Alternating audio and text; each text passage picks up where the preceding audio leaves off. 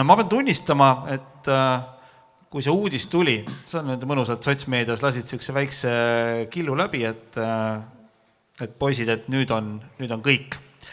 Et minu MM-karjääriga on ühel pool, et see aasta 2020 jääb viimaseks, 20. 19 korda rahvuste krossil, see on rekordi internatsionaal, mina ei usu, et keegi seda üle sõidab, sest teist nii hullu inimest ma ei tea. Siis etapivõidud, väga pingelised heitlused maailmameistrivõistlustel kõrgete kohtade nimel. Kes on selle raamatu läbi lugenud, mis eelmisel aastal ilmus, see avab siin veel rohkem tegelikult. Ja ma pean tunnistama, et mul on päris raske nagu harjuda selle mõttega, et aastal 2021, jah, sa lähed sinna Keegumsisse, teed oma lahkumisetendus, ma arvan, see tuleb grandioosne, see on eestlaste invasioon Lätti, aga ma pean tunnistama, et mul on väga raske selle mõttega harjuda, et sa enam ei kihutegi maailmameistrivõistlustel. Nagu natukene võib-olla siin seda haava lahti kisun, et kas see otsus, et nüüd see 2020 on viimane, oli see nagu selline lihtne otsus või sa nagu kaalusid seda ikka pikka aega? See lihtne otsus ei olnud, et ma ei tahtnud niimoodi lahkuda, et ma ei saa sõita nii, nagu ma tahaks ja milleks ma võimeline olen. Kuigi juba hooaja lõpp hakkas nagu paranema, aga juba loomelist tuli tagasi vedelik põlve ja asjad ja siis Itaalias peale esimest sõitu ikkagi otsustasin, et see niimoodi jätkada ei saa, et kui sa tahad olla tipp, siis sa pead olema parimas vormis ja kõik asjad sul peavad olema joones, et see niisama neid tulemused ei tule seal. Nõus, aga vaatamata kõigele sa tegelikult oled ju ikkagi 20 aastat, 20 hooaega MM-i sõitnud. See on täiesti selline meeletu teema ja noh, aga sa ju tänu taevale, ma saan aru, et sul on see meeskond ja kõik muud asjad, et see on nagu motospordist nüüd kaugemaks kindlasti ei jää, et siin Eesti tasemel sõidad edasi, et ega sind ju sõitmas näeb veel? Jah, ma tahan kindlasti ise sõita veel järgmine aasta, kuna ma jätkan ka testimist veel ja kuna plaan on sõita ka Lätis viimane, ütleme MM, aga isegi saa väita, et see täitsa viimaseks jääb, et mul Indoneesiast üks sõbergi küsis, et äkki tuled sinna kõige veel võistlema, aga ma ei tea seda.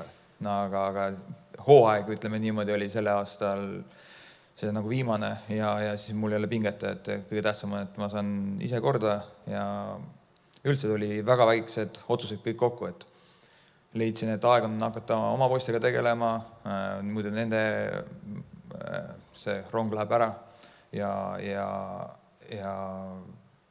põlveviga, see koroona teema üldse, see ei tea ise, kas see järgmine aasta üldse kuna see lahti läheb, mis otsused või kuidas sponsoritele serveerid seda kõike või see kõik pani selleks punkti, et okei, nüüd aitab, et eks muidugi tervis, enne kõike siis poisid ja siis kõik see muu pull, mis praegu üldse maailmas toimub.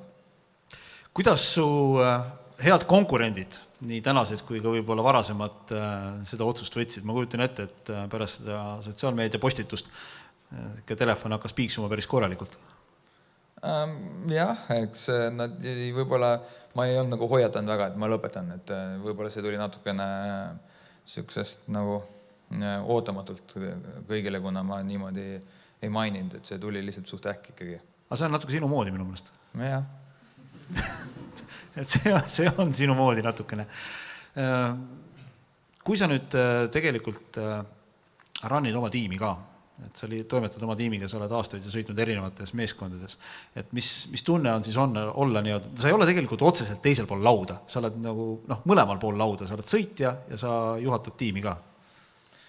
Jah, aga järgmine aasta oma tiimiga ka natukene koomale, et pigem, et ma saaksin noortega tegeleda ja kui ikkagi sõita täitsa MM-i tasemel tiimi vedada, siis ma pean iga nädalavahetus ikkagi seal olema ja neid etappe on maailmas 20 MM-etappi, et siis siis muu asi jääks soiku, et mul on peas pandud omad eesmärgid paika ja üritan nendest kinni hoida. Mul on selles mõttes äärmiselt hea meel, et sa tõenäoliselt ka siin Eestis ikkagi edasi sõidad. Ma arvan, et sa jääd Eestis selliseks mõnusaks heas mõttes sihtmärgiks, et kui sa ikkagi sõidad, siis nendel noortel tulijatel, kes tahavad siin maailma vallutama minna, et kui kodus Tanelit ei võida, siis ma arvan, mis sinna maailma ikka asja väga on. Jah, aga kui sinna juba lähme, siis mina ütlen ka, et MXGP klass on see klass, kus inimesed peaksid jõudma. Et siin isegi Eestis võivad tuules olla, aga elu on näidanud, MXGP tase on teine, sõidud on pikemad ja peavad tulema üritama ja see kõige kõrgem distsipliin, mis motocrossis on.